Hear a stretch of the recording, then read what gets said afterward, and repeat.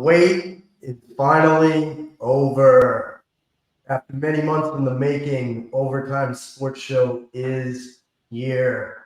What's up, everyone? My name is Greg Gross. My partner in crime for the next hour is Dan O'Brien. Dan, how we doing, buddy? Oh, we doing lit. We doing lit. We ready to rock and roll in this mother. Once in the making. Just rainy Wednesday night here in St. Aug, but hey, we ain't caring. We talk about sports. We living it up. I love it. I love it, my man. There's nobody else I'd rather be doing this with. It's been a journey for me, for you. I've been talking about this for quite some time, and I'm thrilled and excited to be here. Glad you're doing this with me, our inaugural episode. I think we owe it to everybody just to talk about why we're here, what this show's all about, what people can expect when they tune in. You know, you and I have talked a lot about this off air. I don't want to speak for you, but I know that you're a diehard sports fan like I am. We eat, sleep, and breathe it. We love to talk about it all day, all night. And, you know, what I hope for this show to be is an opportunity for me, for you, to talk about sports, share our love and our passion with sports with other people, you know, provide a platform for folks to engage us with, and just have a good time, man. And that's what I'm looking for. What about you? So yeah, same. You hit it right on the dot. I mean, we're going for pretty much blue collar guys, regular guys. We're not celebrities. We're not athletes. We're not anything like that. We're just lifelong sports fans. We talk about sports all the time. We'll get more episodes into the show. We'll talk about it. I mean, we've been in a fantasy football league for almost 10 years. So we talk about sports all the time. I mean, we've had multiple group texts with all of us where we have friends talking about sports, and just sports, and we just live, eat, and drink it. So, you know, couldn't put it better yourself. We're just really just trying to connect with the average fan, the average person, and no major celebrities here, no major, just regular dudes. That's kind of where we're going for.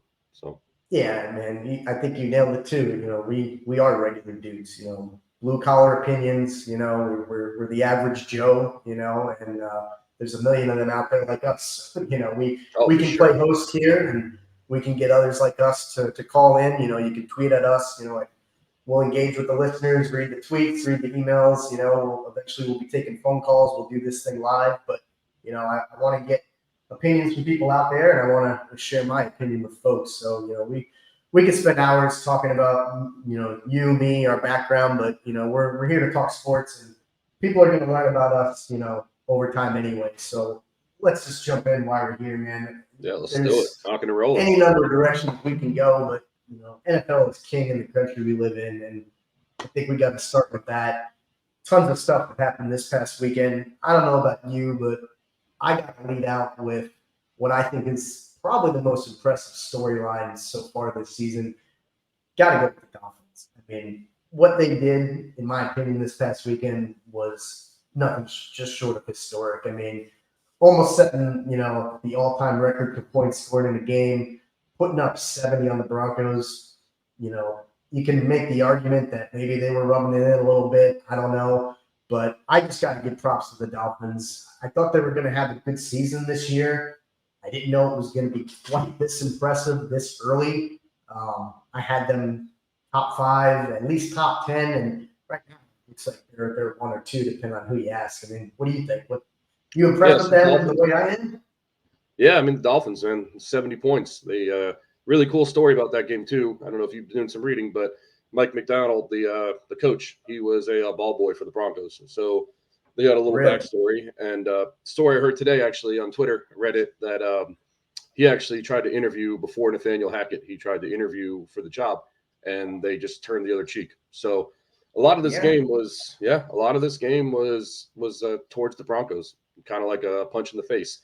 However, they didn't really rub it in because they had the ball. They were able to kick a field goal, and they could have got the record. The record's 72 points back in 1966. So the record was 72, and they decided not to kick a field goal. So I think there was a lot of hate towards the Broncos, and a lot of like, hey, this is what I did. I was your ball boy. Hey, you didn't even interview me for a coach. I mean, that's kind of like a slap in the face. So they also did this all without Jalen Waddle, who is arguably one of the top 5 receiver. I mean, he's ridiculous. I mean, They had 700 yards of offense. They had 70 points, uh, 2 touchdowns from Mossert, 2 touchdowns from Achon, the rookie, and Tyreek Hill. I mean, you can't even say much about Tyreek Hill. He's just they Yeah. call him Cheetah, and he's the Cheetah for a reason. So, I mean, Yeah.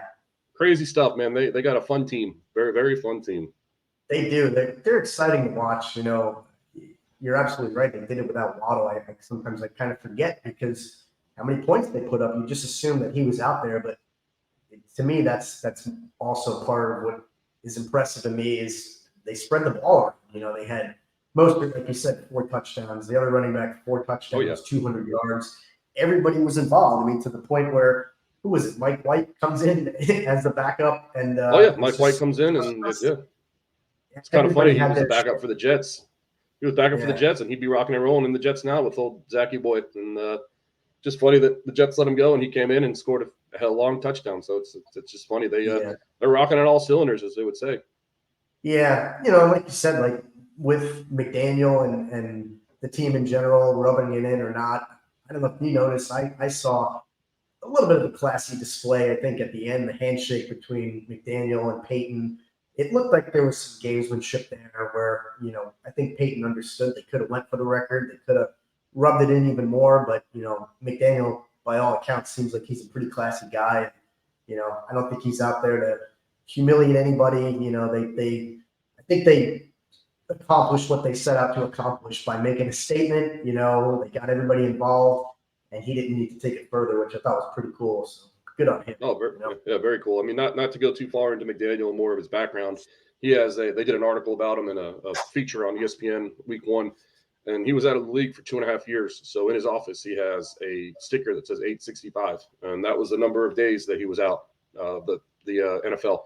He was an alcoholic. He almost lost his marriage. So I mean, he's got the motivation in his office. It's just like looking right up, and it says 865. I mean, I'm not made the exact number, but it's about 2.5 years, and he's really in it to win it. So he's not gonna let anything get in his way this time. I mean, he's an offensive mind. I mean, he came from Kyle Shanahan, who also came from Mike Shanahan. So he's got a lot of experience, and it's showing this year. I mean, year 2, he's just out of the gate, rocking and rolling. So not to spend What's too much time on that 865? game, but yeah. So it's 865. Let me look it up real quick. I get the exact number, but it's a really cool story.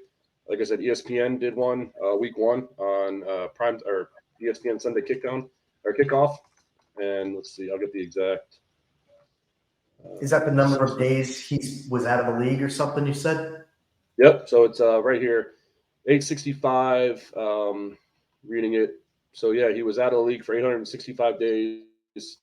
He got caught up in alcohol and drugs, and it almost cost him his career.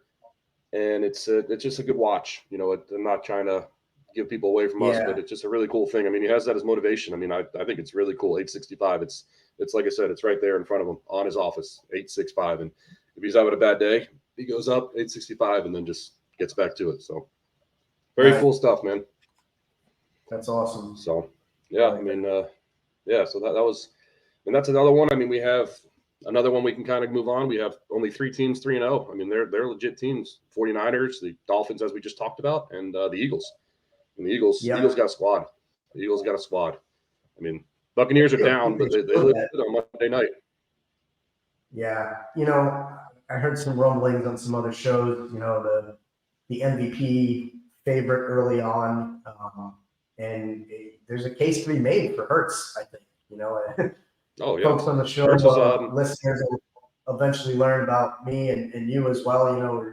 We're Giants fans, so it hurts me to admit that. Oh yeah. But you have to. I don't think you can ignore Hurts. He kind of struggled a little bit his first year in the league, but last year, this year, he's taken command of that offense. Like I said, as much as it hurts me to admit it, he's here, and I don't think he's going anywhere. They surrounded him with some weapons. They brought in Brown. They've got Devonta. And now bringing in Swift. This year he's got the tools. I don't know that they get over the hump again this year and actually get the Super Bowl, but it's within the cards. And if they don't get it this year or next year, I think he'll start to feel the pressure because they're a lot like the Dolphins. Like I said, I think they've got a lot of weapons for him on the offensive side of the ball. And when you look at the defensive side of the ball, I mean, I looked at their lineup the other day, Monday when they played the Bucs, and looking up the defensive side of the ball, it amazed me some of the names that have been out there. London Fletcher, I feel like he's been playing for Fletcher 15, Cox. 20 years now. Fletcher But, Cox, not he's London still a Fletcher. household name, and they've got talent on both sides of the ball. So, to me, they're going to be up there at the end of the season, probably win the division. I mean, the Cowboys will definitely give a run for their money this year. I think they've surprised me a little bit too. Maybe I shouldn't have been sleeping on them as much as I was. It's hard to always take them seriously, but yeah, I mean, I think the Eagles are here to stay. Oh yeah, for sure. And not to correct you this early in episode 1, but it's Fletcher Cox. London Fletcher was an old middle linebacker back in the day. So yeah, just a quick little 1, 2, 3. But going off the Eagles, you look at Jalen Hurts. He won everywhere he was. I mean, he won at Alabama. He had some struggles, but he won at Alabama. He won a national championship. He won at Oklahoma. He was a top 5 Heisman finalist. And going off of last year, I mean, his last 21 starts, he's 20-1. So you were talking about Hurts maybe being an MVP, but if you remember last year, he was going towards the MVP, and the only thing that stopped him is that back injury. So you figure he doesn't get that injury. I mean, he's looking at the MVP. I mean, you got Patty Mahomes, which you can't take that away from him, but I think Hurts is a more prolific runner than Patty Mahomes, and he has bull style. I mean, they have bull style. He can run and pass, and then the Eagles are just a veteran team. Like you were saying, we're both Giants fans, so it hurts to say it, but I mean, they got the line. I mean, they have Jason Kelsey. He's been in the league 13 plus years. They got Lane Johnson. He's been in the league 10 plus years. And they got Jordan Mailata. He's been in the league probably close to 10 years. I mean, those are the studs up front. And then you move to the defensive side. You got Fletcher Cox. They have this kid, Jalen Carter, who they just picked up. He had some problems at Georgia. He's a rookie, but he was had some issues because we'll get into it another time. But long story short, he was doing a racing and one of his teammates died. So there was a lot of red flags, and that's why he fell so far. But Jalen Carter, he's a stud. They got Darius Slay. I mean, they got some good players. So, I mean, it hurts to say it, but yeah, the Eagles are looking good. I mean, they're here to stay. I mean, Hurts just signed a huge contract, so he's not going anywhere. Yeah, exactly. They're built to win now for sure. For sure. I mean, I've been gearing up towards this podcast. I've been watching a lot of the Kelsey podcast with Jason and Travis, not to push out any names, but I mean, listening about Jason Kelsey's career, he's been a center for 13 years, banging heads, 13 years. I mean, that's pretty impressive. And him and Lane Johnson and Jordan Mailata, they've been around forever.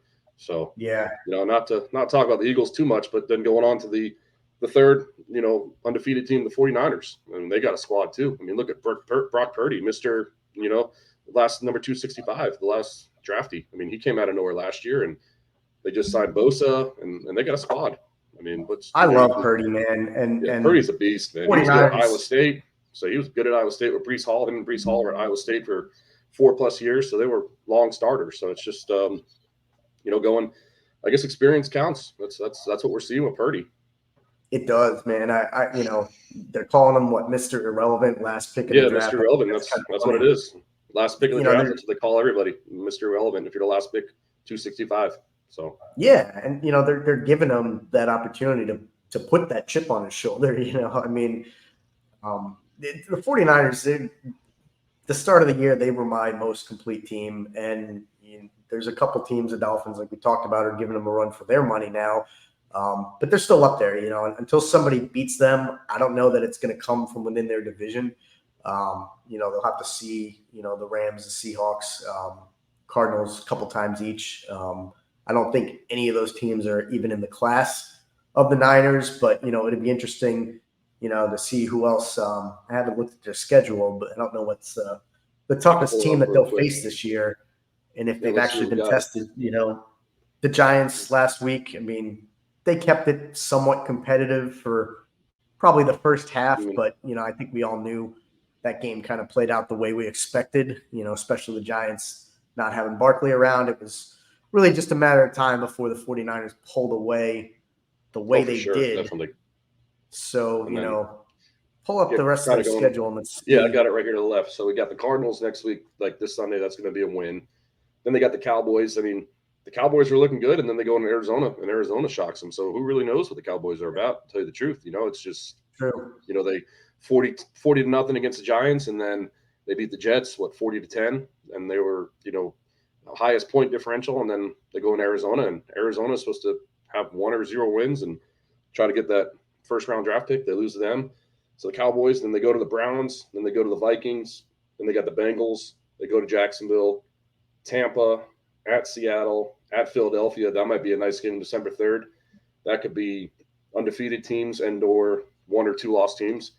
Then you got the Seahawks, the Cardinals, Ravens will be a nice game, at the Commanders, and the Rams. So they got a pretty doable schedule. I mean, I see possibly 1, maybe 2 losses in there, if that. So we're looking at 15-2, 14-3 possibly, and that's pretty legit. That is pretty legit. I mean, it looks like, again, I don't think they're going to get much competition from within their division. So in all likelihood, they're winning that division, probably almost all but guaranteed a playoff berth, and maybe even that, Sure.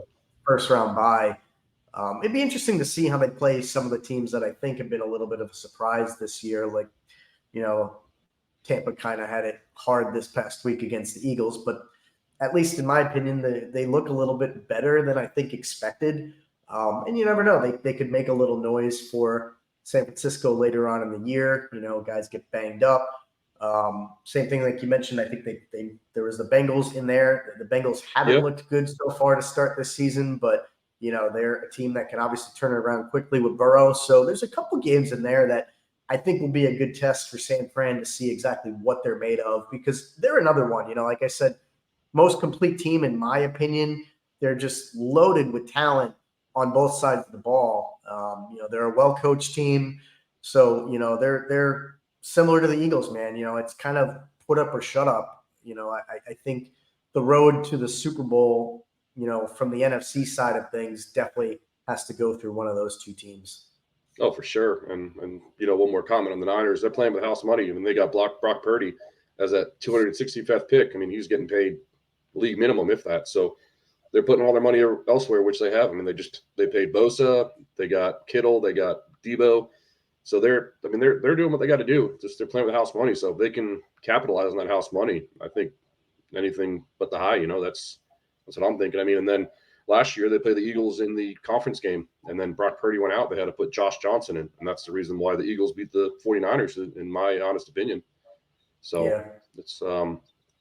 It's exciting stuff. I mean, these teams are, like you said, the complete team. I couldn't agree with you more. They have a very complete team. So yeah, 100%. Yeah, I mean, Let's take a quick timeout, and I know we got a lot more to cover. We can switch gears into some college football. I got some thoughts. I want to poke and prod your opinion on some things. Some of it may hurt a little bit, but hey, that's what we're here for, man. Take a quick timeout. We'll be back in a minute. All right.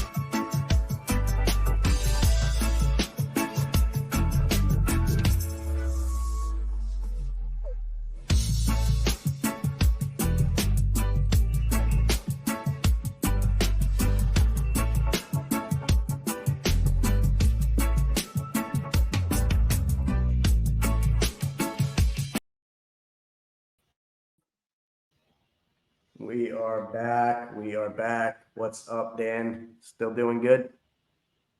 Oh, man. Just living it up, man. Back in action. Back in action. Let's do it. Love it. I want to switch gears now that we're back.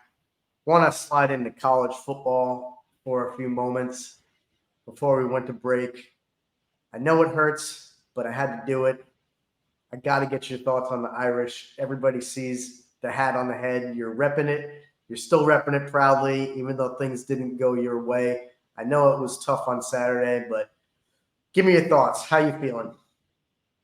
So we're feeling good. We never really show up in big games, and this is the first big game that we showed up in. So it's watching the game, watched the whole game from Buffalo Wild Wings. Obviously drinking beers, hanging out, eating the wings, but was very, very, very happy with our squad. We played our balls off on defense. Our offense looked good. We got Sam Hartman. I mean, we showed up, and that's half the battle in college. We were home. We showed up. I mean, that last play is unexcusable. I mean, 10 guys on the field. That's just not good. But I think we were tired. Our defense played, like I said, nonstop, balls to the wall for 48 minutes. So not 48 minutes. Yeah, 48 minutes, and we kind of just got tired. Is what I think. I mean, if you look at the replay on that last play, we had 10 guys on the field, and where they scored the touchdown, we didn't have a lineman right there. So that was that. I think we were just tired. We came to play. I mean, Marcus Freeman, he's the real deal. We everybody knows they're all my friends tell me, oh yeah, Notre Dame, they're gonna just suck in the big games. I think we shut all them up. I mean, half the battle is coming to play. We got a good team. We got young players. We got good recruits coming in. We still have a hell of a schedule. I mean, we only dropped to 11. We were 9, so we only dropped 2 spots. We play Duke this week at Duke. We also have another game at Clemson, in Clemson, and Clemson lost. They have 2 losses, but I mean, Death Valley, they call it at nighttime. It's going to be a night game. That's going to be something. And then around Thanksgiving time, we play USC, and everybody knows about USC. They're number 8 right now. They got the reigning Heisman Trophy winner, Caleb Williams. That game's also at home. So we still have a lot to play for. My friend John, who I watched the game with, he said, a lot of teams are going to hiccup. They're going to have hiccups. There's not going to be an undefeated team. So if we just play the way we played Saturday night, I have every faith in my squad that we're going to come out swinging. We got everything we need. We just, like I said, I think we just tired out. So we very happy with the squad. That's why I'm still repping it. I mean, I ain't going to leave my Irish. I mean, they're my boys. I ain't leaving them. I love it. That's something people are going to learn about you and I over time. Is we are blue collar guys. We're fans just like everybody else. There's hosts out there have their shows, and if you do journalism right, you could make the argument that your job is to be impartial. But we're passionate fans. We're fans first. And podcasts, creators, hosters second. And I know you just like me. I'm a Giants, Mets, Devils, those are my 3 go-tos, and that's never going to change. And I know you got yours, and Notre Dame's one, and that's why I had to ask you. As much as it hurts, I had to see how you felt about the game. I know it's tough to talk about. For me, an outsider looking in, I was obviously just looking for some good football action. I root for your teams when I can, and you do for me. But I, like others out there, just wanted to see good football, and it was a great game for really the entirety of the game until the end, probably like most other people. I didn't realize they only had 10 guys in the field. And, to me, it feels like we were cheated a little bit, because when you realize the other team's missing a guy on the field, at least in my opinion, I play the what if game. I start to think, okay, if they had the 11th guy on the field, would they have stopped them? Like you said, when they run the ball up the middle like they did, sure as hell looked like, that was the reason why they didn't stop them, because there should have been a guy there. But you still don't know that. You can't jump that conclusion. So it feels like I felt like we were cheated. When I saw that graphic first come through somewhere on social media, I did a double take, and I almost thought it was fake. I thought somebody was messing around. And then I looked at it again, and it saw it was, kind of circulating a bunch of sites. And I was like, saying to myself, wow, they really didn't have the right personnel. And not only once, but twice, right? I mean, I think they ran it twice, which that I think makes it a little bit harder of a pill to swallow. But, like you said, I've come to know a little bit about, your coach. He seems like he's the real deal. He seems like he's got the support of his players. There's some people out there that want the hot take, that they're spewing the lava like he should be fired, and I don't agree with that either. No, he's only in his second full year. He's not going anywhere. He's not going anywhere. Like you said, it'll be interesting, your schedule knowing that you still got a couple ranked teams out there, how you guys rebound from this game. It hurts to lose the way you did, but you guys didn't get blown out of the water. You played them tough. It came down to the final play. So, I think it was a good showing. I think there's a lot to be proud of for you guys and to build off of that. So I'm really invested now to see how you guys do the rest of the way.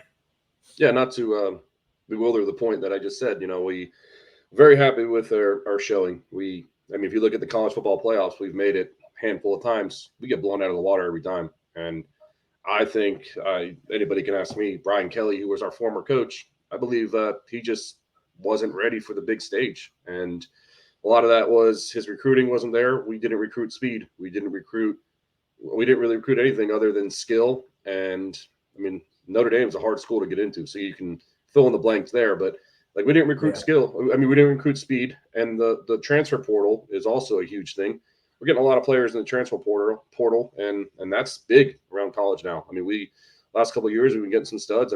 Look at Sam Hartman. He was a 5-year starter at Wake Forest, and he transferred to us, and he's having a heck of a year. We got a Roman Harper. He's our safety, transfer from Oklahoma State. He's another transfer piece. So what we did this year, I think Marcus Freeman, he's a former player, played linebacker at Ohio State. So he knows the players. He's been out on the recruiting trail, and we're recruiting differently than what Brian Kelly did. We're going for speed, and we're going for skill, and we're just rocking that transfer portal because we've always been known as, some might call us tight end U, some might call us lineman U. We put out a lot of good linemen, we put out a lot of good tight ends, but the skill positions, running back, wide receiver, and quarterback, that's what we've been lacking. But Marcus Freeman, he's really doing it. We got some top recruiting classes coming in the next couple of years, and not to say what you said, very, very happy with the showing. We could have easily lost 31-0, and then there goes our season. But to lose 17-14 and only drop 2 spots in the rankings, that's pretty impressive. I'm pumped about it. So we have more time to play. We got. I went over the schedule. We got players. We got teams we're going to play, and we just show up and play like we did on Saturday. I think we're going to be good to go. Yeah, it sounds like you guys are becoming a destination spot, almost the way, I don't want to make comparisons, but, Alabama, become a household name. People know them. They get all the 5-star recruits. They basically get their pick year after year. Sounds like you guys, could be the same way. You build a program the way that they've done, and, the talent kind of starts to come on their own, Oh, for sure. And Notre Dame's Notre Dame. People are going to either hate Notre Dame or love Notre Dame, and that's what I hear everybody. We do what we want. We're independent, so technically we make our own schedule, and a lot of people hate that. But it's good for us on the recruits. Shoot, you saw who we played. We played Ohio State last year and this year. That's a top marquee.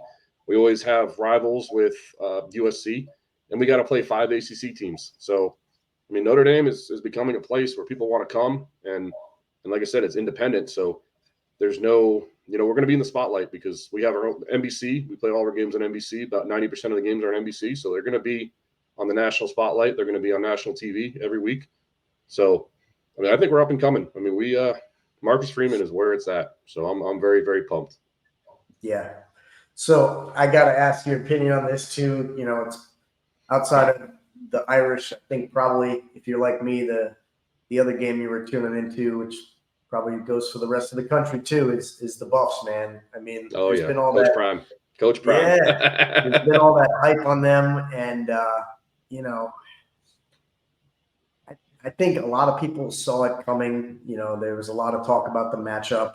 My eyes were on it. You follow the college circuit a lot more closely than I do, but I was dialed into it, and I was pretty eager to see what happened. And I think a lot of people thought that this was the first game on the schedule where it was really going to end the way it did. Maybe not quite as devastating, but I think people saw an L on the schedule for the Buffs. But just the way it was and really how they got just the ball just shoved down their throats, for 60 minutes, it seemed was kind of astonishing to me. Probably, I guess, because of all the talk, and, the way Coach Prime carries himself. But I was almost equally as surprised with the way the Dolphins put up so many points as I was with how just one-sided that Buffs game really was. Did you Did you expect it to be that? I mean, did you expect it to be close, or was it what you thought? So, I mean, you're not really knowing too much about college, but we're getting you there. We're getting you there, one step at a time. Yep. Oregon is they're a top 5 stadium for loudest in college football. So you go to Oregon 1, it's going to be rocking. 2, Oregon was a top 10 team. They got a lot of experience. Funny stat about Bo Nix, who their quarterback is, he actually transferred from Auburn and he played against Justin Herbert when Justin Herbert was on Oregon. So this dude's been in college 5+ years. So they got experience there. I mean, another thing is for Coach Prime, the Buffs, they lost their best player, Travis Hunter. I mean, he got blindsided against Colorado State. This man was playing 90+ plays on defense and offense combined, and he's a skilled player. I mean, he was going back 2 years ago. He was a 5-star recruit. Florida State had him, and he decided to not go to Florida State and go to Jackson State where Coach Prime was. So he's got a relationship with Coach Prime, and it's just that was a huge thing. And also, I think they just got ahead of themselves. I mean, I don't know if you know this stat, but it's a really cool stat. 90% of their team, about 95% of their team are all new players. They only had about a handful of guys that stood over from last year, and they were 1-12 last year. So I think they had 5 players, and I think you get 120 on a college football roster. So 100+ players are brand spanking new. So week 1, TCU, they lost a lot. So that was a 21-point underdog. They won that game. And then Nebraska's Nebraska. They beat Nebraska. And then Colorado State. I mean, that was a lot. That's a rivalry game. Colorado State, Colorado. I mean, who knows? No matter what the talent is, that's the rivalry game. And then you're going to go on the road to Oregon. I mean, I think they just pretty much got what they had coming to them. I mean, I like what Coach Prime's doing. He's doing a lot of unorthodox things. I mean, you can tell he cares about his players. I watched a clip where they said Travis Hunter, he texted Coach Prime and said, "I'm not taking no for an answer. I'm playing this week." And Coach Prime said, "No, you're not. I care about you as an individual more than a football player." So I mean, you can tell this dude cares about his players. And I think that was the 2 factors. I mean, getting ahead of themselves, going to Oregon, and then not having Travis Hunter because he's a skilled player. So I like what they're doing. And then this week they got another one. They're going to USC this week for the noon kickoff. So that means it's going to be 9 o'clock in USC. So we'll see what happens. I mean, they're not in the top 25 anymore. I think that the quarterback, Shadou Sanders, I think he's the real deal. He's putting up some really good numbers. He's a stud. He's a beast. And when Travis Hunter comes back, I mean, they're going to be doing good. They'll definitely make a bowl game, but all you need for a bowl game is 6 wins. So, Yeah, I like what they're doing. That's interesting. I'm glad you said what you said, and your opinion is what it is, because people are gonna finally, even on the first episode here, get to see us maybe disagree a little bit, which is nice.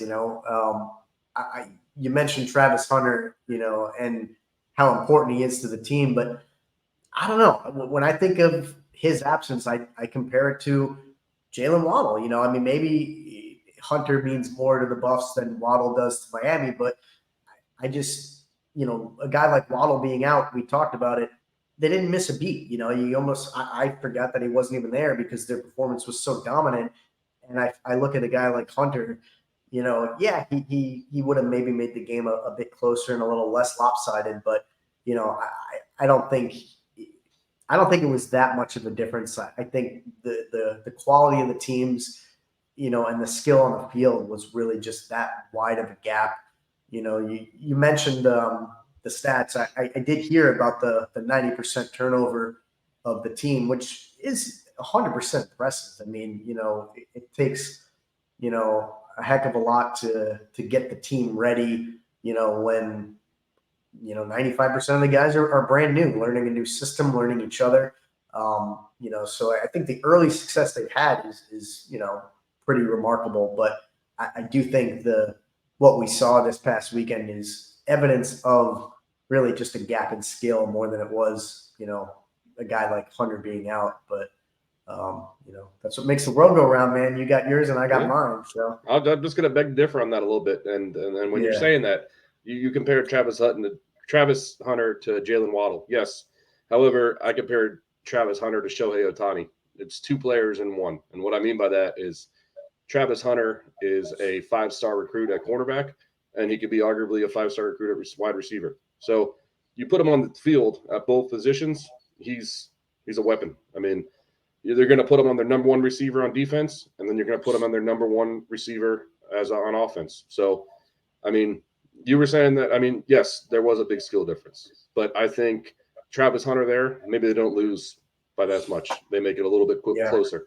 Just because, like I said, I mean, you see what Shohei has done, and I mean, Shohei Ohtani's 2 players in one, and that's what I compare Travis Hunter to. So yeah, it's kind of like that Swiss Army knife. He does a little bit of everything. For sure. I mean, he's been in the backfield. He's been on the wide receiver. He's been a wide receiver, and I mean, he was playing 90+ plays, and he was ready to do it. It's just the guy got a cheap shot in his ribs, and that's what happens. But I mean, it's similar to Jalen Waddle, but like I said, it wasn't. But no big deal. Like I said, going back to the stat. We're getting you small steps into college football, so we'll get you there. We're not worried about it, but we'll get you there. That you are. Yeah, we'll get you there. I'm getting more invested. I'm watching game day in the morning now. Yeah, we'll get you at DOB level one of these days. Yep. We'll get you there. I've been following. I'm a USF grad, so I've been following the Bulls a little bit. They're not ranked. They don't give me much to stay entertained. Week in and week out. But I'm paying more attention to them as well. Yeah, I went there for a semester. I think you knew that, and I actually went there when they were number 2 in the nation. They beat West Virginia, and actually stormed Raymond James. So that was fun. And my brother and all of his friends graduated from there, and I actually went and saw them play in Auburn when they beat Auburn. So that was a really cool experience. So I got a little love for USF. Everybody's got love for USF. A little bit of love. Man. A little bit of love. They almost beat Alabama a couple weeks ago. They only lost by a little bit. So, yeah, that was impressive. I thought keeping it close with that game was going to make this past weekend a little closer too. But we'll do a blast from the past. That was my boy Matt Grothe was there. Matt Grothe was an awesome quarterback. So he killed it. Oh, really? Yeah, Matt Grothe, my dude. We'll see if we can get this out to him. I like it. Matt Grothe, my dude. Yeah. So nice. So I think we can switch gears again, and we can probably do it without going to a break. We got for sure. A special segment for people, and you can tell me if you want to go first or not, but I'll set it up for the folks who are going to be listening and watching. We'll let you go first. I got a nice little entrance for mama, man. Oh, yeah. All right. We're going to love it. So what we're doing is Dan and I we like to hit the drink in the bottle every now and then, especially when we're watching sports. And we got a segment we want to do each week when we drop an episode that we're calling Beer Review. And we call it Beer 30. It's 9:32, but hey, Beer 30. I mean, we're 2 minutes off. We could do Beer 30, baby. Beer 30. So, yeah. Every week we are going to feature, each one of us will handpick a beer of our own, sourcing it somewhere locally. Dan's up in St. Augustine. I'm here in Sarasota, so we're not exactly in the same part of the state. So there's different beers around us, but we're going to handpick some beers, and each week we'll feature a new one. We're going to take a couple sips. My man Dan will probably pound the whole thing in a second or two. Hey, but someone's got pound beers, my man. Might as well. That's right. But we're going to do a live air taste testing, basically, and it's going to be brand new for both me and him. These will be beers that neither one of us has tasted before, and we're going to give our honest opinion about it, and hopefully maybe that'll help some people that are watching or listening, with their tailgate Saturday or Sunday. If they listen to our feedback and we love it, they'll try it and hopefully love it as well. And if we hate it, we're going to say we hate it, and maybe that'll help people save some money, and they don't have to spend their hard-earned dollars on something that we don't think they'll enjoy. But with that said, Dan, I'm going to just jump right into it and show you what I got here. So what we're going to do, just to throw it out there, we're going to try to do locally to like St. Augustine, Sarasota, but I'm thinking just a nationwide. I mean, I got beers that I've never heard of, and that's what I'm going to go with. So we could be either local, or we can do what we're going to do. So yeah, go ahead. Not to interrupt you, my man. Exactly. This is near and dear to my heart. I'm going to have to show it on the camera here. So I don't know if you can read this. No, man, bring it closer. Oh, Italian boys, my dude. Never heard of it before. Neither have I. Where's it from? It says Ology Brewing. Is that I'm local? assuming it's from Italy. Let me take a look at the back of the can. Ology Brewing Company. It's from the Tally. From the Tally. Oh, damn. Like Tallahassee, Florida. So I didn't even check Tallahassee. that out. Yep. We got maybe some future guests from Tallahassee that might be able to know about that. All right. We might. All right. Exactly. So I chose this for a reason. Listeners, viewers out there don't know yet, but I got Italian in me, so it speaks to my heart. And it's a Pilsner. You know, we've all got our own different tastes. Dan, you know I'm not the biggest IPA fan on the planet. And we're getting you there too, just like college football. We're getting you there. I'm not afraid to try anything, but this is what I think is going to be my go-to. So, Dan, I know you love this sound. Hopefully you can hear it. Yeah. That's a wonderful sound. And I'm going to take a sip here and just let it soak in for a minute. All right. I'm going to get mine going while you're rolling. How we looking?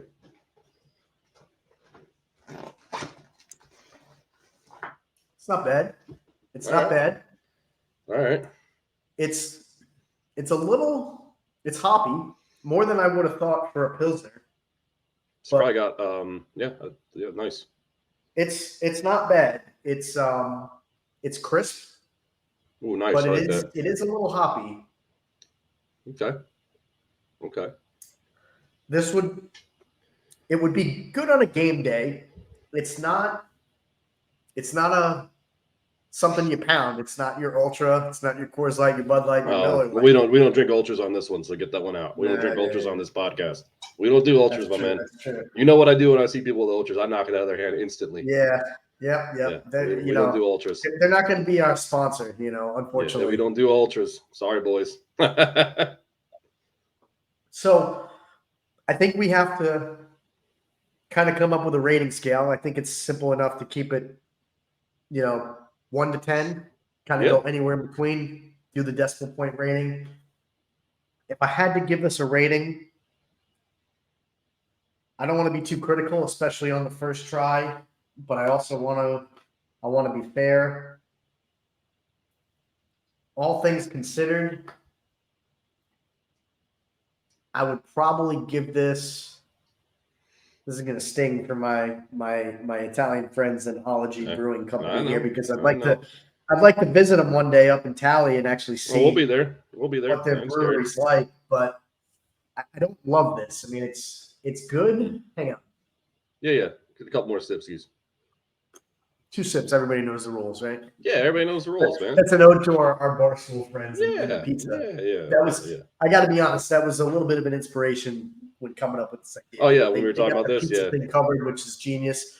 But genius. Like I said, everybody, most people like to drink beer when they're watching or talking sports. So I thought this was appropriate. Oh, for sure. I gotta go 6.3 on this. Oh shit. It's 6'3". It's a little That's my low. height, bro. That's my height. I like it though. I'll take it. That's my height. 6'3". I'll take it. I'll take it. I like that. That's clever. Hey, man. I like it. It's very clever. That's what we do. 6.3, not the worst, but could have been better. Would I buy it again? Probably not. There's so many out there. I don't think this is a repeat for me, but it's I'm gonna drink it. I'm gonna get it down. So I like it. All right. What you got for me? Without further ado, let me get my theme music going here. See if we can figure it out once I get the theme music going. Let me see it. Right. I'm trying to think, guess in my head what you got. All right, we ready? Yeah. Yup, you ready? And then look at this. Oh man. Yeah, Stone Cold Steve Austin's Broken Skull IPA. My dude. So it's El Segundo Brewing out of California. It's IPA 6.7. So we're gonna go a little. Ready for this bad boy? Oh yeah. So before you take a sip, let me set the stage here so we know things are equal. Correct me if I'm wrong, but you've never had this before, right? Never had this before. I've been looking for it for years. Got a friend of mine, Chris Dolan, could be a future guest for us, but we've been looking for it, and I finally found it in my local ABC store, and it's I'm pumped for it. So I got it yesterday. I wanted to drink it. I was like, nope, saving it for the podcast. So I have never had this before. All right, now tell me before you take that sip, what type of beer is it? What's the alcohol content? Any backstory? So we got on a it? Broken Skull IPA. It's a 6.7 alcohol by volume, and yeah, Stephen Austin out of El Segundo Brewing out of California. He's Right. everybody knows Stone Cold Steve Austin. I love him. Everybody loves him. He's a My beast. man. So let's see what he's got for us. Oh man, that's nice. So you wouldn't like it. And the reason why I say that, you're not an IPA guy. It's just your typical IPA beer. It is, wow, it's pretty phenomenal. And I got a little bias because I love me some Stone Cold Steve Austin, but yeah, it's a typical IPA. It's not too hoppy. I would it's just very good, and I love it. I would give it probably Yeah, 1 to 10. eight What you got on her? 8.5 or 8.5. Wow. yeah. Okay. I mean, Stone Cold's my dude, so I can't go lower than 8.5 on Stone Cold. I got it. So you would get it again, man. If you saw it Oh, hell somewhere, yeah. you'd get it again. You'd Oh, yeah. recommend it to people. Oh I yeah. like it. Yep, Broken Skull IPA, and it's got the old Stone Cold skull on it. I like the can. They get props Yeah. for the artwork for sure. Oh yeah, yeah. Steve Austin's Broken Skull. It's yeah, I love it. It's delicious. So Nice. yeah, I mean, I think this is a good segment. I mean, we can, once we get some feedback, Beer 30 could be the name, or we can change it up. But I like it. Yeah, exactly. And I like now we got a footing for next show. We'll have a brand new set of beers and some more ratings. And like I said, hopefully people find this helpful. I mean, I'm always on the lookout for good beers. I know you are too. And there's a million yeah. choices out there. So why not take the opinions of people that are drinking new things every day? Like you said, we are going to be getting stuff from wherever we can get it, all over the country. We are in different areas. I'll be honest, I got mine from Total Wine. Where did you get yours from? The same? ABC Liquor. I'm ABC. sure you have those in Sarasota. It's a Florida-owned company, but they got a pretty good selection. We got Total Wine up in Jacksonville, which is about 30 minutes from me. It's in a bad part. It's not a bad part of town, but it's in a bad part of town for traffic. So it's hard to get up there because it's going to be like an hour and a half ordeal. But yeah, so far I've gotten lucky with ABC. I got a couple of local liquor stores, Browdy's also, where I can go. And also we have 3 breweries here in town, which are badass. So I can always get growlers from them. I mean, that's a situation that we can go check out. I mean, you can do the same from your places out there. That's exactly what I plan to do. I mean, you've been down this way, and we've hit a couple of local breweries. And for anybody that Old Sun City, right? Isn't that what it's called? Huh? Sun City. Sun City, yeah. You like that place, Yeah. Creamsicle beer, bro. I hate to disparage. Creamsicle. Yeah, that beer is a creamsicle. It's true to its name. Delicioso. I hate to disparage any place in this area, but I'll be honest, that is one of my least favorites. It's just it's small. The beers don't speak to me.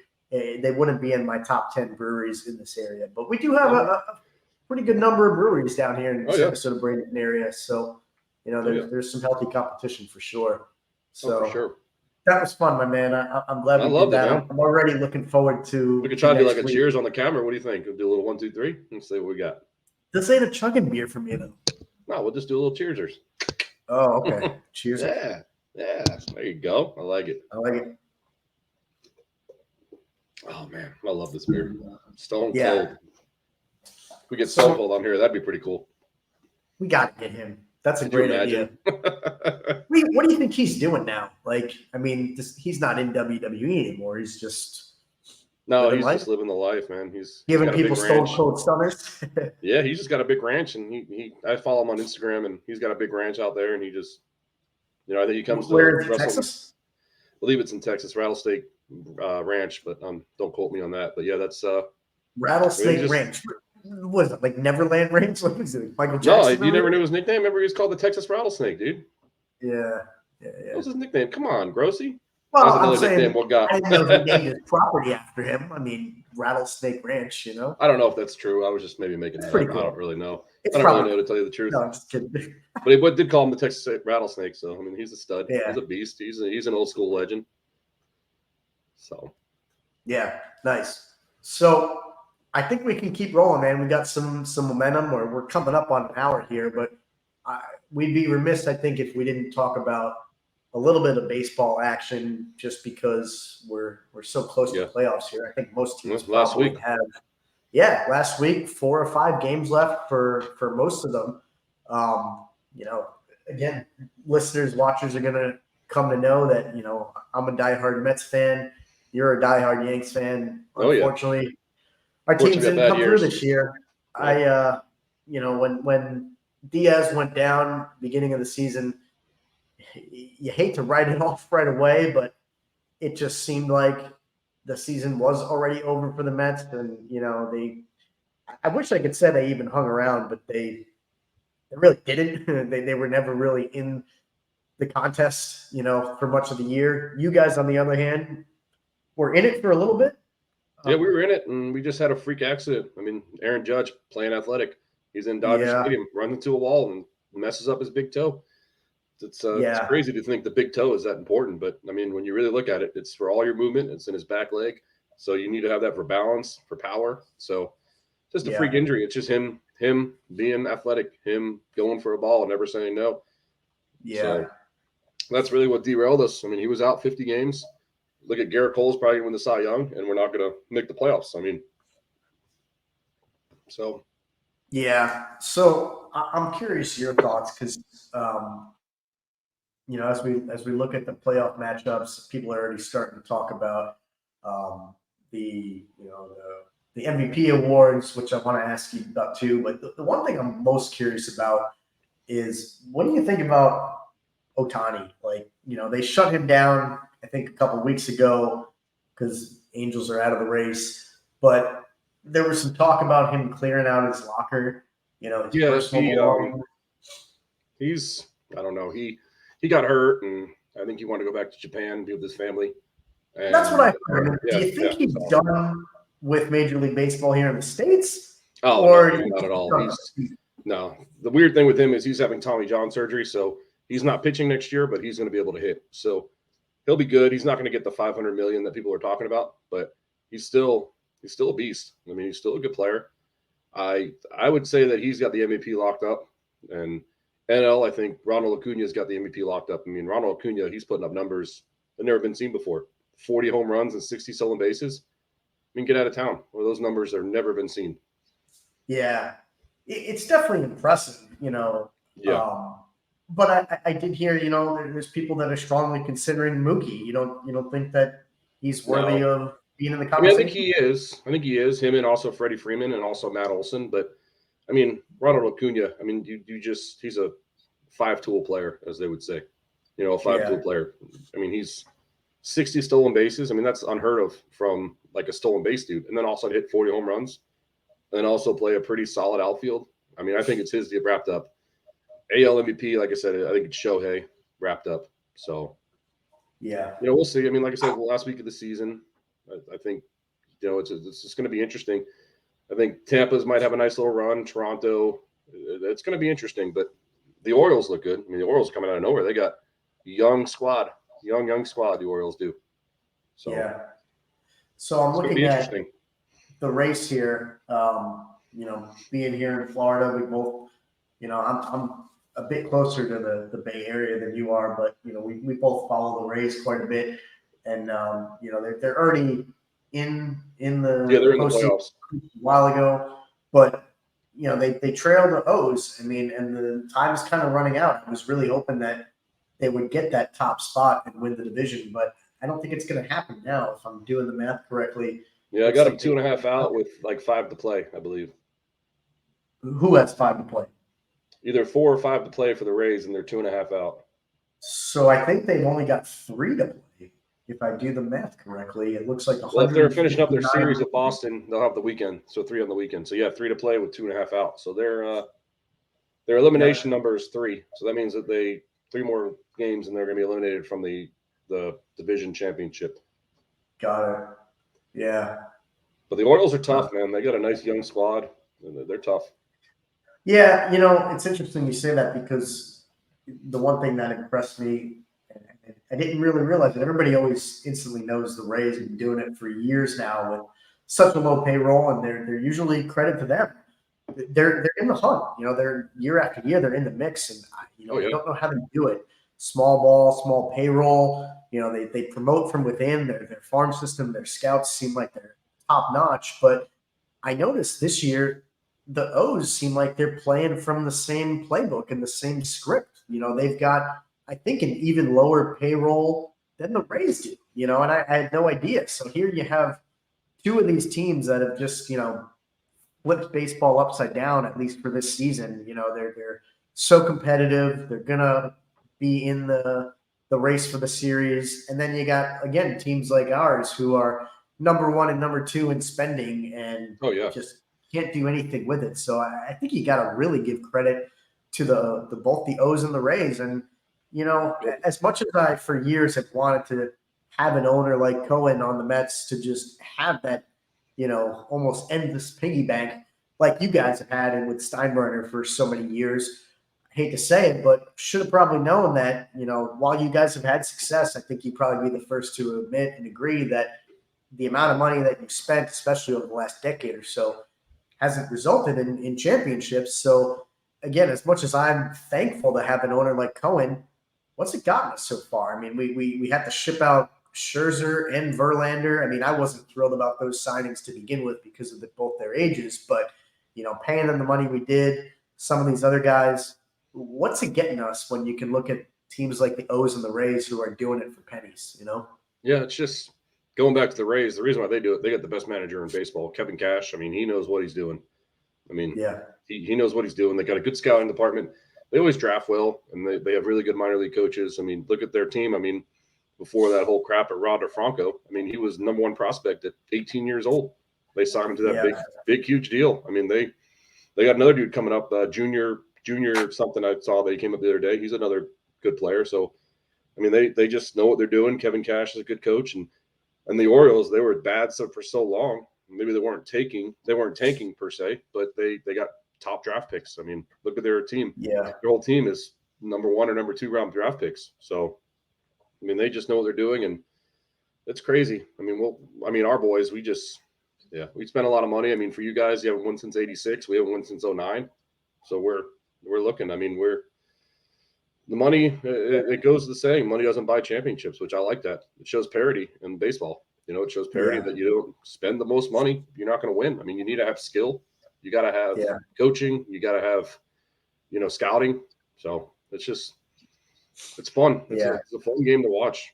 And I touched on the guy I wanted to talk about for a minute because I did see an article about him today. I didn't get to dive into it, but they said the investigations are still continuing for Franco. I mean, such a shame, I guess, what's happened to that guy. I don't want to say that to make people think I feel bad for him because my honest opinion is, given what we know right now, I'm not going to crucify the guy. Maybe he'll get his day in court like anybody would deserve. But certainly from what I've heard, it doesn't look good. So I don't feel bad for the guy, but things will obviously come to light. But do you think he finds his way back to the Rays or to any other team, given, how young he actually is? I guess the outcome of this, if he's vindicated, and he doesn't actually have to pay any, legal penalties, prison time, things like that. We don't know all the details, but if he's exonerated, can he get past, I guess, this tarnished image that probably people are going to have of him no matter what? I mean, we just know sometimes people get blacklisted, even if it's not your fault, the court of public opinion, there's just no undoing that sometimes. So you think he can get past this and actually continue his career? I mean, I don't. I mean, even if he gets vindicated, even if he gets, everything dropped. I mean, look at Ray Rice. I mean, that's not similar, but kind of similar. I mean, he beat up his girlfriend or wife, whatever, and it was on camera. I mean, look what happened to him. He never got back. So it's always going to be held over their head. It's always going to be, okay, well, Wander Franco, okay, you were accused, not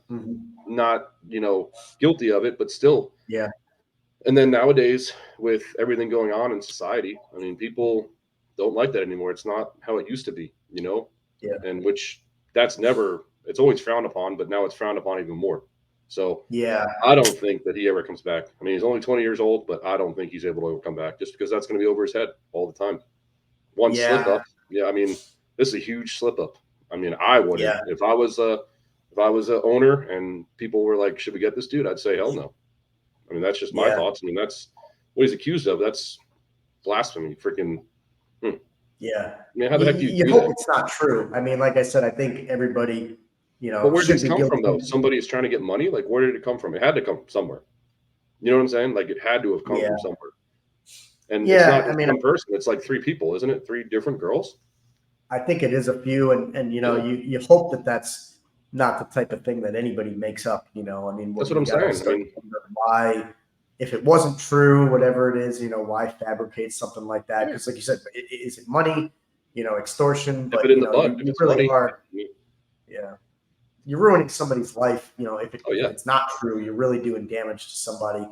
But like you said, on the other hand, if it is true, pretty reprehensible. He'll oh have to for sure. face the consequences of that. But it's unfortunate because, like I said, I mean, given the position the Rays are in, he was such a promising budding star, and you think about it, there is a lot of competition in that division, and we talked about earlier with Travis Hunter being out. All it takes is one missing link. One Hmm. piece of the puzzle goes missing, and all of a sudden you don't have that same completeness, to maybe get you over the hump. So it'll be interesting. If you who you got now before we even get into the playoffs, who do you think's making it to the series from the East and from the NL, from the AL, and ultimately who you got winning it all? So you can't really bet against the Bravos, man. They're playing their butts off. I mean, you look at their team; they're setting records. They're going to have the most guys. They're going to hit the most home runs. They already have the most guys that hit 30 plus home runs in a lineup. So you really can't go against them. And I mean, right now, I'd go Bravos. And then I'm just looking at the standings myself. I mean, Baltimore is a good team. They're young. Minnesota sucks. Tampa, we just went over Tampa. So either Texas or Houston, and I'd probably go Houston just because of experience. So I would think Houston and Bravos, man. I mean, that's what I'm looking at. I mean, the Dodgers have been playing their asses off too, but the Bravos just have a heck of a team, man. That lineup is just you can't really mess with it. So I would go Bravos, Astros, and Bravos. Yeah, I mean, what do you think? What are your yeah, thoughts? I mean, that's yeah. I we mean, saw them live and in color a couple months ago. We saw them. We saw the Bravos live. They look good. I yeah, saw them live a couple weeks ago in Miami. Also, they got a good yep, team. they And their do, coach is and really that's good too. I another like their one that, coach. yeah, that's another one that pains me to Oh, me too. admit, being a diehard Mets fan, to see the Braves, really everybody in our division almost is better than us nowadays, but the Braves especially is always hard to watch. They had such success last year. It's one of those things where you wonder if they can repeat and continue to build upon that.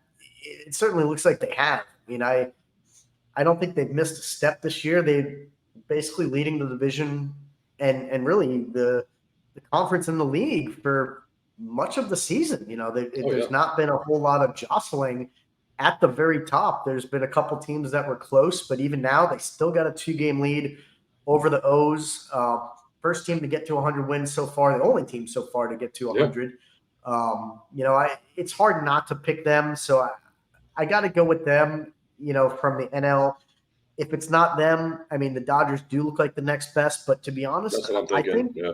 I think the Phillies could make a splash. I think they've kind of been the thorn in some teams' side, and I could see them shocking some people. So my pick in the NL would be the Braves first, maybe Phillies second, and Oh in the wow, AL, I wow. got a little bit of a soft spot. Not a soft spot, but I got to hone in on Baltimore. I mean, it's the easy pick, maybe, but they've just, Yeah. like I said, their lineup, I don't see a lot of holes in it, and they've been consistent. They weren't up at the top to start the season, but post All-Star break, they've been really, really consistent. Their run differential is just stupid high. I mean, they're Oh not yeah, quite as high 128. as Yeah, Texas and the 128. Rays, but Yeah, I mean, I'm looking at it they're too. up there just like some of the other big ones. And I've just been really impressed with how consistent they've been. So AL, I'm going the O's, and I think it's easy, but I kind of got the Braves repeating, and winning again, as much as it Well, pains me. But the Astros won last year. The Braves won 2 years ago. two years ago, I meant. But like Yeah, two yeah. out of three. I mean, I know. it's that's hard to do. In baseball, there's a lot of parity. I mean, so I don't want to throw the dynasty word out there, but they're in my book, they're up there. Winning two out of three is impressive. If they could string together consecutive wins, it's just impressive what they've done. Seem like they're built to win again and built to win for the foreseeable future. Oh, for sure. I'm with you on the Orioles, but like I was going on my piece. We have a friend of ours. He always says they got to make it 1 year in the playoffs and then go from there. So, Orioles, I've made Yeah, the playoffs in a couple years. I mean, I like them. They're just young. That's my piece. So that's yeah, why I went with Houston. I mean, Houston's got that experience. They got Verlander back. They just know what to do. I mean, I yeah, do like the Orioles. It's just they're young. So that'd be my only thing with the Orioles. But yeah, should be an exciting playoffs. Sucks that none of our yeah, boys are in there. So I don't know how much I'll watch it per se because I mean I love baseball, but when the boys aren't in there, it's hard to it's hard to get behind yeah. it and dedicate 3 to 4 hours of your night or day of it. So Yeah, yeah. That's like I said earlier. I think you root for an exciting game. When our oh yeah, teams, because we are blue collar guys, we're passionate. mm-hmm. When my team isn't in it, we love sports. So if we're out and about or it's raining, there's nothing to do outside or something, and I'm looking for something, I'll tune in, I'll watch. And all I'm looking for at that point is just an entertaining game. So. That's what I hope to see. I think we're going to get that. I think we Um, are too. you know, I have that soft spot for the Rays. I like to cheer for the local teams here in the So in do the I. Tampa Bay area. So I'll be Yeah. dialed into them, and I'll be rooting for them. Plus we got our Um, place little Fergies. We always love us some Fergies. So Fergs is hey, shout out to gotta Fergs, love man. us some Fergs is Fergs. the Shout out to spot. Fergs. That's the place. That That's the when the Rays place. build their new stadium in a couple of years, that better not change. Oh, it's not Fergs is changing. It's if not you look at changing. the rendering, they're going to have a lot of stuff around the Oh arena. yeah. It looks like the stadium, which is a great thing. Going back to the Braves, it hates me to say this too, but I've been to their new stadium that they got a couple years ago, and Oh yeah. that's a hell of a time, man. It's truly a complex. They did it right with the restaurants, the stores, the shops, The that freaking are hotel. I mean, you can get a walkable. hotel room and watch a game from it. I mean, what the heck? Yeah, yeah. I mean, it's amazing. Oh It's yeah. a great atmosphere. I really thoroughly enjoyed it, and to see that the Rays might have something like that. Hopefully, it's been a long time coming, but hopefully the facility and the surrounding areas is state of the art. Because they do deserve it. The fans deserve it. The team deserves to play in a quality arena. Something to be proud of. I don't think the Rays have been good for a while now. But they obviously haven't gotten over that hump, and maybe that's the missing link. I Is mean, it could playing be. Yeah. in front of a packed crowd in a beautiful stadium. That could lead to some inspiring play. But Oh, I'm for sure. excited to see that, and I really hope Fergs stays because it's Oh, such a Fergs will staple stay. for It's a staple. It's an before institution. and after games, man. It's Yeah, it's you an spill out of the institution. game. You Yeah, know, it's an it's awesome. institution. Institution. Fergie's. It is. Love that place. Yep. So we've been going for over an hour now, man. This has been awesome. Oh, it's been lovely. We, It's been we great. I mean, it's we just got a couple more things I think we can touch on before we call it a wrap for episode one. I think we go back to football for a moment because we opened with that. We shared some thoughts, but we've got a week coming up with some good matchups, and we won't be able to talk to folks until it's all over and we come back post week 4. So what do you think about the upcoming week? What's the matchup that you're what most looking forward to or that stands I'm out? pulling that bad boy up right now. So we got Thursday night Packers Lions. Should be a pretty solid matchup. Lions are they're an up and coming team. Their coach is their coach. I mean Campbell, he's something else, man. But he's got that team pumping. And then we got our first slate of London football games. We got the Jaguars against the Falcons, 9:30 on Sunday. And I think the best game on the slate, Dolphins and Bills in Buffalo. That's going to be a great game. I think really going to tell a lot about the Dolphins, as we mentioned earlier in the show. We're going to tell a lot about the Dolphins going to Buffalo, their squad. And let's see what else we got on some teams. I mean, We I have, think you're dead on with the yeah, I Miami mean, I think that's Buffalo like the biggest game. game. I mean, the Patriots go to Dallas. I mean, Patriots. hmm, I mean, there's really those are like the major games.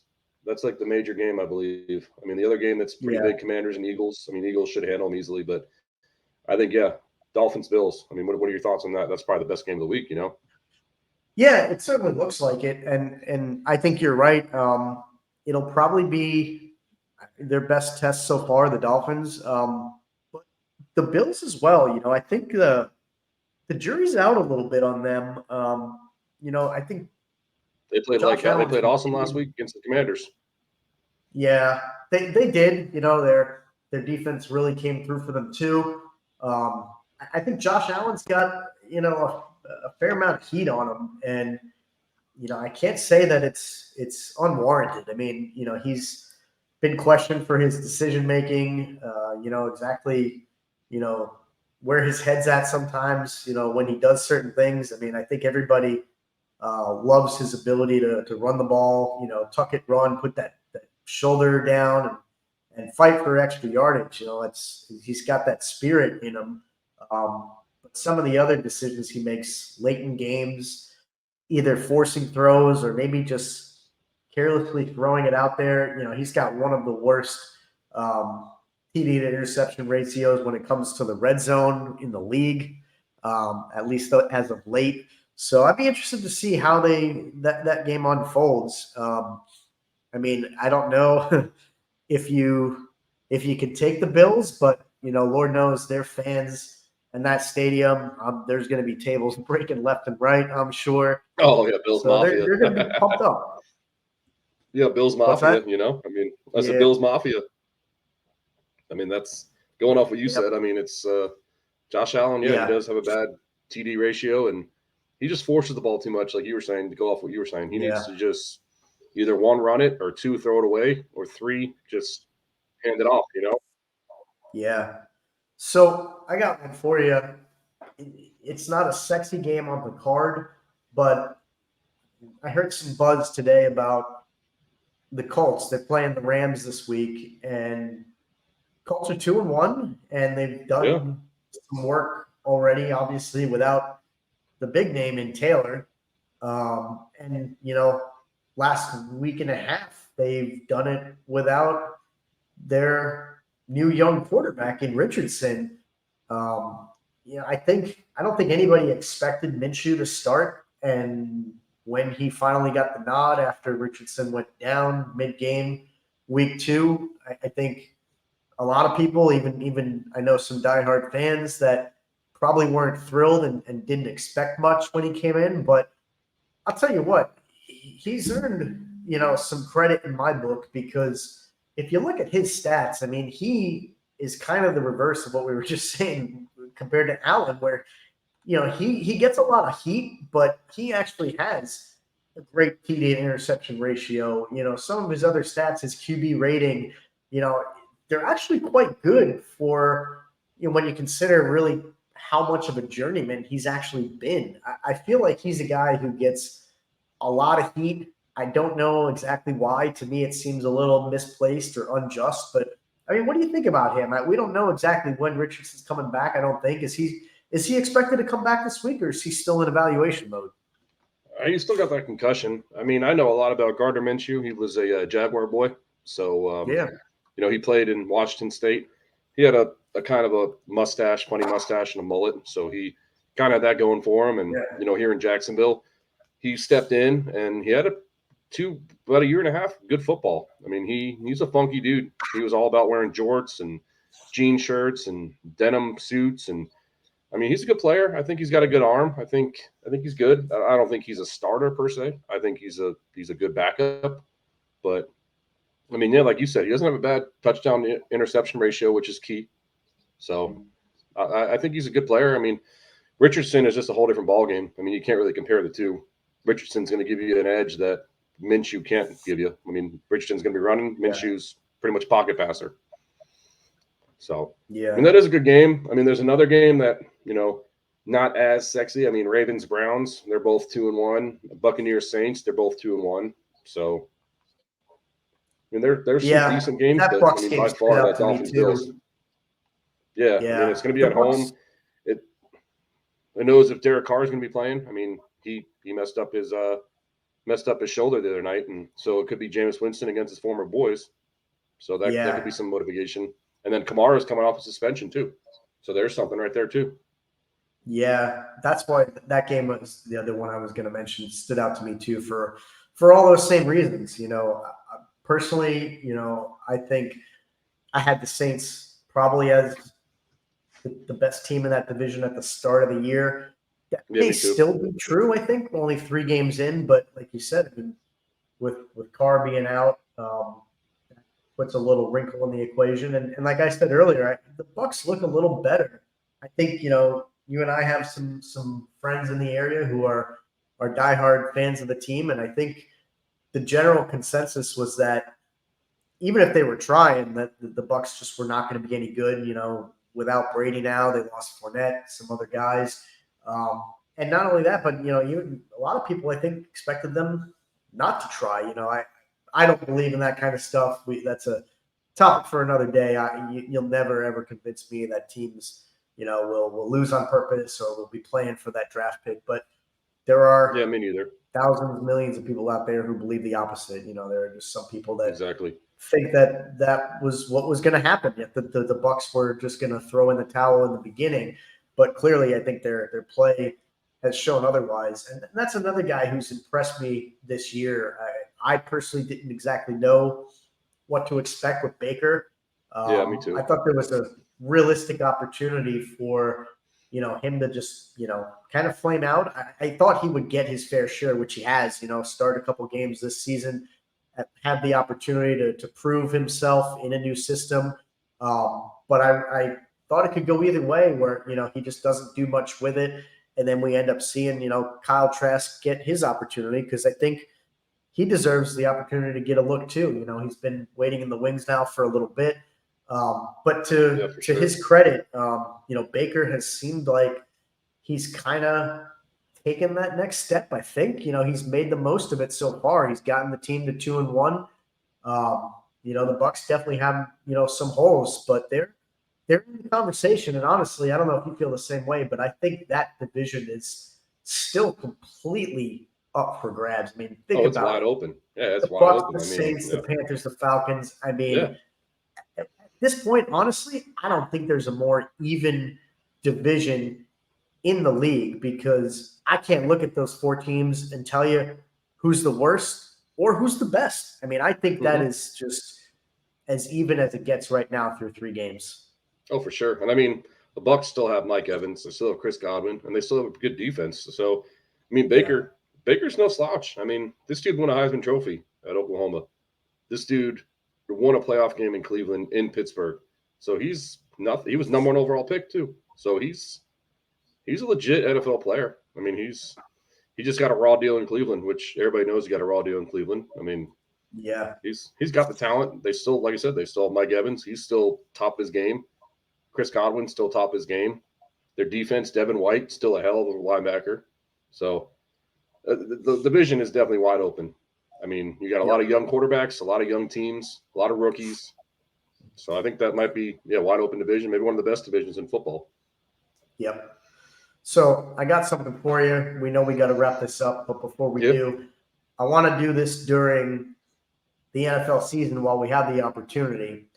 Looking at the scores here, I want us both to throw out our lock of the week, All right. the team that is going to win no matter what, no doubt in your mind, with the caveat being you can't use the highest spread on the board for that week. So looking at it right now, it's the 49ers Cardinals largest spread. So taking that game off the table because Yep. it's easy and implied. Give me your lock of the week and then reverse it and give me your upset of the week. And I'm going to All do right. the I'll start same. I us want off. us, before we Yep. I'll leave start us out off. each week, who I you got got? Minnesota -4 against Carolina. Woof. Minnesota's too good of a team to be 0-3, my man. Kirk Cousins, Justin Jefferson, Alexander Mattinson. There's too good to be 0-3. So that's my lock -4. And then you want the upset? Is that what you said? I want the upset. Yeah. All right. And then my upset would be. All right. Give me 1 second. Um. There's a lot out here. I mean, There's a lot of spreads this week. That's one of the reasons why I want it. I mean, it's not really an upset, but Dolphins +2.5. I think the Dolphins are going to beat the Bills in Buffalo. So it's not technically an upset, but they're getting 2.5 points, and I like they are Miami getting 2.5. So got it. Doesn't really meet the criteria of an upset because they're undefeated and the Bills aren't, but they're going on the road. So those would be my two. I mean, that's where I'm going with. Yeah, that's what I'm with. What you got? So I'm looking at it here. You know, the Lions -2. I mean, I think that's appropriate. I don't really see Green Bay winning that game, but they are in Green Bay. There's a possibility there. You know, I do think the Jaguars are probably going to bounce back. They're at home, probably going to beat the Falcons. I don't know that I can go with that. Huh? They're in London. Oh, they're in London. What's the London game? Yeah, you're right about that. Yeah, interesting. Still don't know that I love it. You know, Houston Steelers is a tight one to call. Colts Rams. I mean, I can't believe that's a 1-point spread. That. Yeah. Saints Bucks. I mean, you know, that's going to be my upset of the week. Bucks right now are +3. Yeah, I got them +3 also. Wow, that's a good. I like the Bucks to win that game. You know, they're on the road, but potentially no Carr, and the way that the Bucks lost to the Eagles, I think that makes them look worse than they are because, you know, we talked about it before. The Eagles are they're in that other stratosphere with teams like, you Dolphins know, and the Chiefs, 49ers. The Niners. Yeah, those 3 or 4 teams, I mean, they're just on another level. So I got the Bucks to beat the Saints in New Orleans. And then, you know, my lock of the week, you know, not taking the 49ers game. I think I got to go Eagles. I normally, people will know this about me. You know, I like to get down with some bets from time to time, and typically when I do, I usually stay away from division games. But in this particular case, I don't see a way for the Commanders to upset the Eagles, so I'm going Philly with my lock of the week. Yeah, that's a big spread. It is, but I mean, you know, I can't bring myself to see them getting upset. You know, I don't. They looked convincing to me against the Bucks, and you know, I know people are big on Sam Howell and the way that the Commanders have played so far this season. They have impressed me. They've been better than I expected, but if you ask me, pick the Bucks or the Commanders, I think the Bucks are better. So for sure. Yeah, me too. I don't know that I expect the Commanders to beat. I mean, the Eagles to beat the Commanders the same way they did the Bucks, but I expect them to win. So I like it. We got a couple things to revisit next week. Heck yeah, we'll see how we did. Yeah, write those bad boys down on your notes. We'll see how we did. I am. Tell me again who you got. You went Dolphins, right? I went Dolphins as my upset at +2.5. And then I went your lock. It was Vikings -4 against the Panthers. -4. Yeah. I like it. And I went Bucks +3 was my upset. My lock. Yep. It's Philly, which is showing 8. -8. Yep, I got 8 too. Yep. So that's it. I like those. They're aggressive, but we got something to review. We're aggressive individuals. That's what we can do, my man. Yeah. That's what we can do. My man, hour and a half talk time. Our first round. Amazing. Phenomenal. I'm kind of having a hard time putting it into words because, you know, as we opened the show, this was a long time coming. For sure. You know, where people are going to learn, you know, for us, this is starting out as a hobby. We have no idea what this is going to become. You know, we hope, you know, we develop some kind of meaningful following. You know, we're going to spread this word. Over time, we're going to bring on, different people that we hope to interview, professionals, athletes, people in the world of sports. We're going to bring on, friends and colleagues, people that we know, just make this something, fun, and an opportunity to engage with listeners. So, this is, I hate to be cheesy and corny, but it is a bit of a dream come true. I mean, it's having the technology and the tools and a friend and a partner like you that has sort of the same vision and is happy to do this, man. It's an awesome time. It's not just word speak for me and word salad. It's 100% the truth. So I'm glad you're here, man, for this ride. Yeah, me too. I mean, it's fun. You brought it to me a little bit ago, and I thought about it and put it in fruition, and it's like we're doing this, and it's just really easy. That's just what we're gonna go with. I mean, that's how I'm gonna go at it. It's easy. We're just talking about sports. That's all we're doing, man. Talking about sports, and we're just giving our opinions, right or wrong. Hate us or love us, just listen to us, have fun, and let us know. We'll see where we can go with it. It's just gonna be a fun, easy ride. It's not costing us anything. We're just making it happen. Yeah, that's well said. I'm glad you said that, and I'm going to echo that 100% because we've talked about this a lot. Again, we don't know exactly what direction the show is going to go. Any given week, any given minute. We're just going to really talk about stuff that's top of mind, all these current events and stories. But we're not trying to be anything in particular. I mean, you and I both, we get our information, our opinions from a lot of different sources. We're not kidding ourselves. We're not, trailblazers here. We're not doing anything that really hasn't already been done. But at the same time, we do hope we bring something to the table, entertaining, number one, informative, educational, all those different things. But we're not trying to be anything in particular. We're not trying to, go viral. If that happens, awesome, but we're really truly just here to talk sports and have a good time. So, we have the same vision. I think that's what makes you and I good partners. Oh, for sure. I mean, we're just not to continue on what you just said, but we're just 30-year-old dudes, and we watch sports. We work regular jobs. We're either, if we're not doing this right now, we're sleeping. So this is just an extra. That's right. What else are we extra gonna do positive. What else are we going to do with our lives? We sleep when we die. That's what I always say. Sleep when you die. So I love it, man. I love it. Might as well talk sports and gain opinions, give our opinions, and just roll with it, man. It's easy. I love it. Easy. I love it, man. So easy. Next week we'll have hopefully as good of a show. Hopefully we had a good one today. I think we did. Next week, we'll have a better one. The goal right now is to bring on a guest or two. We're not going to drop exactly who that will be yet. It'll be a little bit of a surprise, maybe a teaser. Hopefully it could be somebody from the world of sports. If they give us the green light, should make for a good show. Make sure you got another beer for me next week. I know you got a couple lined up, but man, my middle name is ICB, dog. ICB.